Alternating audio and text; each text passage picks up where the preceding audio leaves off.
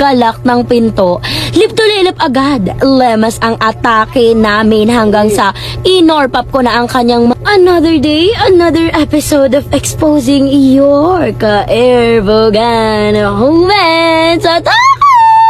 Talaga naman! At ito ay pinamagatang from ex to FUBU. Atake naman yan! Ex-lovers to FUBU pala. Sorry na! Hello mga ka-humans! It's me again. Ako yung nagkwento dito about dun sa chinito, basketball player, kabarangay ko. So this time, another ka-erbogan humans na papamagatan ko ng ex-lovers to FUBU. Atake talagang haba. So ito na nga. Ka-FUBU ko right now, yung ex ko. Nag-break kami dahil nag-cheat siya. And yung relationship namin is so toxic na. Kaso ang siste ng lalaki kong ex is so obsessed with me. Yung tipong ayaw niya ako mapunta sa iba. Talaga ba? Ayaw mapunta sa iba pero nagloko? Mga lalaki talaga yung kapal ng mukha eh. Kaso nga, di nag-workout relationship namin. So we decided na, not totally decided, kasi basta nangyari na lang, go with the flow na lang ang atake namin. So ito na nga, pag namimiss niya ako, sinusundo niya ako sa dorm, tas matutulog ako sa kanila. Talaga ba? Niloko ka na. Bobo talaga si ate girl. Talaga naman, tabi kaming matulog. Para bang mami at daddy ang tawagan pag magkasama kami. Sweet, tapos bunahan dito, bunahan doon, ang atake namin, lalo na ako, sarap na sarap sa kanya. Yan, mga kahinaan nyo, kaya kayo naluloko. Ayun na nga, sarap na sarap kasi ako sa kanya. Kasi shit, yung nota niya, mataba na mahaba, talagang mapapatirik ka. Si ate, tangina kahinaan yung nota na mataba at mahaba, parang bobo. Takot din kasi akong makipag-ano sa iba eh. Kaya iniisip ko na lang, okay na sa kanya, ex ko din naman eh. Kilala ko na rin, kaya go with the flow na lang ako sa mga ganap namin. So ito na nga, kagabi lang dahil since last bonahan namin is last 2 weeks ago. Syempre, miss namin ang isa't isa. Pagkadating namin sa kwarto, ay talagang mala 50 shades of gray ang nangyaring ganap. Atake, nawala siya, nag-mental block siya bigla. Talagang mala 50 shades ang ganap. Kalak ng pinto.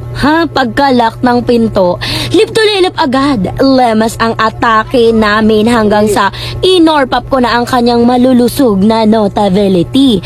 Para pag josok niya sa nipay larot ko, sobrang wetero, diba? Sarap na sarap ang atake namin sa isa't isa. Dog style, cowgirl, side by side, bottom, missionary. Ang mga posisyon na ganap namin, syempre, as a malibog na merlat, giling kong giling talagang igiling-giling, ganun ang atake niya. Pirik mata siya eh. Buong gabi kaming magkasama, walang tulugan, pati pag-ihi, wala! Straight na para bang walang kapaguran ang mga ito. At inihatid na niya ako nung umaga na 6 a.m.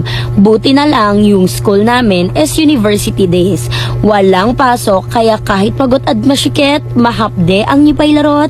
Carry lang basta siya, wag lang sa iba. Bakla, alam mo, parang niloloko mo lang yung sarili mo dahil nakikipagbonahan ka sa nagloko sa'yo. Like, nasa ng common sense mo dun, sa totoo lang, niloko ka na, tas, bobo yarn, hindi ako galit or what, basta alam mo yun, parang hindi ka natuto, parang inumpog mo yung ulo mo, tas inumpog mo ulit, parang ganun. Nakakaloka yung mga ganyang babae na parang walang-wala na bang nota at yun na lang yung naiisip mong makipagbonahan, or hindi mo ba naisip na tumahimik muna at kumilala na lang ng iba. Ate, walang-wala ka na ba? So yun lang for another romance, mag-antay lang kayo dyan. Yun lang, bye! At ginosok niya na ang hanggang puso niyang nota. Another day, another episode of exposing your ka-erbogan humans. Meron tayong itatry na bagong product ngayon kasi nawawala yung original ko na Hyalocera at ito yung Art of R Mango Zooting Brightening Facial Cream. And binukas ko siya, binukas ko siya. Tapos tingnan nyo naman, meron siyang ang haba. Ano ba yung ilaw ko. Kala ang haba niya, tignan mo naman. Tapos, tignan mo yung packaging niya ha. Tignan mo yung packaging niya. Ate, kita mo ba yan? Kita mo ba to? Oo eh. So, hindi pa pala. Pinakita ko lang. So yes, ang dami nating chika at ito ay pinamagatang Napuruhan sa Jugjugan. O, diba? Title pa lang. Talaga. Hi homies, I'm 21 years old na. I have boyfriend and on-off kami. Before, pero now, luckily, tumatagal nang hindi humahantong ang tagpuan sa hiwalayan. Anyway, bago pa tayo lumayo sa kwento, college na kami, third year student, eduk siya, IT ako. Ang sked ng class ko ay Monday to Saturday, pero puro morning lang, habang siya naman Monday to Friday afternoon hanggang 7 PM na. Kala ko ba afternoon, but 7 PM? So, scholar kami ng bayan. So, may ayuda that time, SAP. Ay, atake, ano to, UDM o PLM or what? Shout out sa mga Merlion dyan. Hindi ko alam kung anong tawag sa PLM, pero ayun, grabe, may allowance. Parang SAP daw eh. Ibig sabihin, it's either UDM or PLM to. Atake! Nga, may ayuda that time, SAP kung tawagin. Allowance for student, since siya ang unang nakakuha and nasa bahay lang ako nun. Nag-chat siya na magkita daw kami kasi nga may datong daw siya, may pera. So ito na nga, sobrang pumapalakpak niya ang ngipay larot ko kasi alam kong may magaganap na bonahan. Talaga naman kayo ha, yung sap niya, putang ina nyo, akala ko joke lang na pinangbobo na pinang-check-in nyo yun. Gago kayo ha. Nga, pumapalakpak ang ngipay larot ko kasi alam kong may magaganap nga na bonahan daw. Nagpabebe pa ako nun kasi nga alam kong may pasok pa siya ng ganung oras eh. Sabi niya di na daw siya papasok kasi ang tagal na daw niyang gusto akong bunahin. By the way, na-kick out kasi sila sa bahay nila kung saan kami madalas magbonahan. So ayun nga, nakita nga kami at pumunta kami sa Motelaru na madalas naming puntahan after nila ma-kick out sa balor nila. So nung andun na, shoot ang inaate ko, pagpasok pa lang, alam nang sabik na sabik siya sa akin eh. Kasi nga, nilip-tulalap niya agad ako hanggang sa hinubaran niya ako.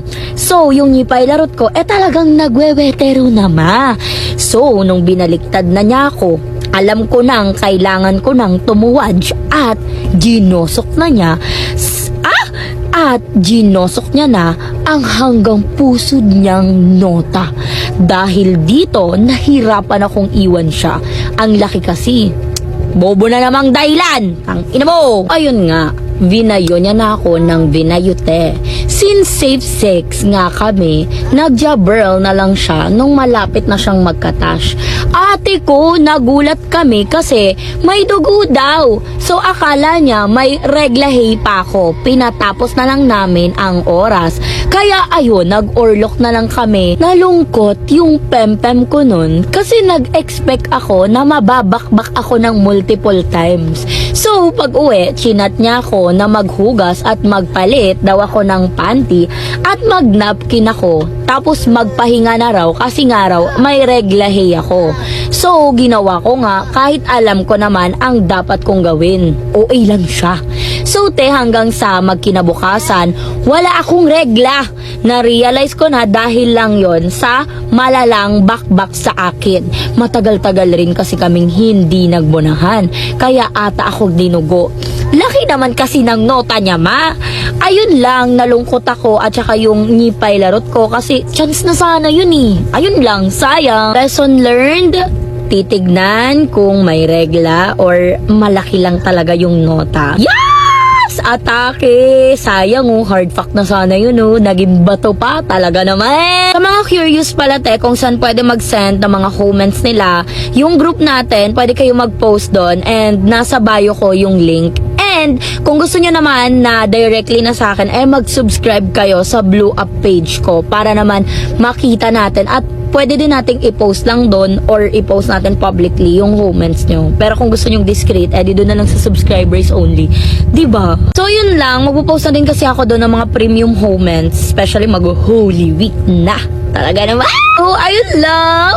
Bye! Pagsarado nung pinto niya, bigla niya akong nilo. Another day, another episode of exposing your ka-airbogan comments. Talaga naman!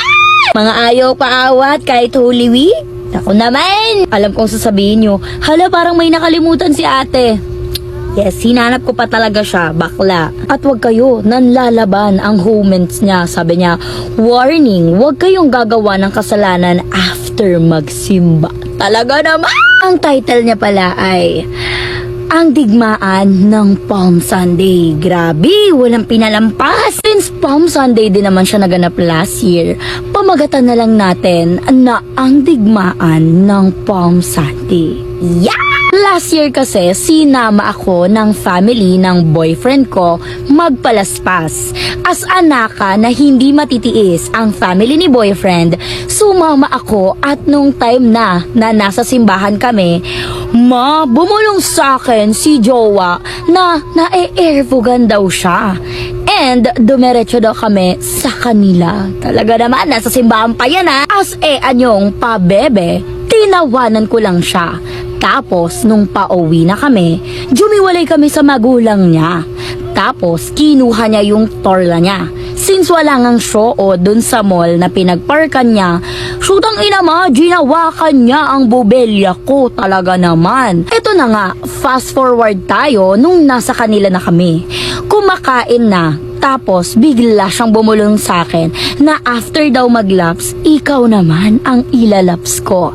Kaya naman napatawa lang ako. Tapos yun na natapos na kaming kumain at jumakyat na kami sa confession room niya. Talaga naman! Kakatapos lang magsimba bakla, talaga naman. Hindi nyo man lang ba naisip na pagkatapos magsimba, kumain at umuwi na lang, tapos manood sa Lock TV ng mga short dramas at ng XO Kitty Season 3? Ha? Kala ko naman, natitiis niya na. Pagsarado nung pinto niya, bigla niya akong niliptolelab kaya nagulat ako. First time ko ma-encounter na libog yung boyfriend ko. And first time ko yun Kaya naman after nun, inorpap ko siya. Hindi ako marunong nung time na yun kaya mabilis lang. Tapos, nung pinahiga na niya ako, shootang ina nung ijojosok na niya, ang sakit kasi majubis at talaga namang mahaba. Tapos, ang puti. Shootang ina habang binobona niya ako, sumusup-sup mari siya sa akin. Tapos, nung natapos na kami, ang daming tapos bakla ha, nagpahinga lang kami saglit, ganun ulit. Kaya shoota first time ko yon, pero nakarami kami agad. After ilang months, since hindi na nag-work yung relationship namin, nakipaghiwalay ako. Pero hindi tinuloy kasi ang sabi niya, pag naghiwalay daw kami, ipapakita niya daw sa mga kaibigan niya yon. Pero ending nung nahuli ko siyang nakikipagbonahan, tsaka kami naghiwalay. Ang nakakainis pa doon, shootang ina pinsan ko yung binona niya. Hanggang dun lang. Kabuag! Atake-atake gusto niya kayong tuhuging magkakapamilya. Charis. So ayun lang, bakla Holy Week. Ikalma mo yung puday mo talaga. So ayun lang. Bye! Pinaupo sa jupuan at doon niya ako nilaps with his another day, another episode of exposing your ka-airbogan comments. Time na and magi-skincare tayo. Gagamitin natin itong Gimela na patented peeling serum nila. Ito ay pinamagatang ice cream and Nutella. Atake naman agad sa title. Ito na nga. Hi Bax, avid watcher mo here sa Blue App, kaya isi-share ko din ang aking comments. This was year 2020 or 2021. I was 16 or 17, I can't remember well, pero I have this boy. Watch the full vid sa aking Blue App! After ko siya i-ghost, 1 month akong delay at nag-PT ako. At another day, another episode of exposing your ka-erbogan humans atake! Medyo funny tong story na to. Nakita ko siya sa group kasi nga doon nga ako naghahanap ng mga ikukwento sa inyo. So, ayun bakla, natawa lang ako kasi talaga namang panalo ang kwento niya. At ito ay walang pamagat. Yes. So dahil gabi na, skincare tayo ngayon at hindi tayo makeup chuk. Okay, mag-demand. Story time of Homan. So ayun bakla, last year, 18 years old ako and may pinakilala yung best friend ko na guy. Ano ba? Ayaw pumasok? So, kaya ko nakilala si guy kasi midnight na, then walang masakyan or maghahatid sa akin pa uwi. Since midnight na nga, at itong best friend ko, kinontak niya si Otoko. The full vid sa aking blue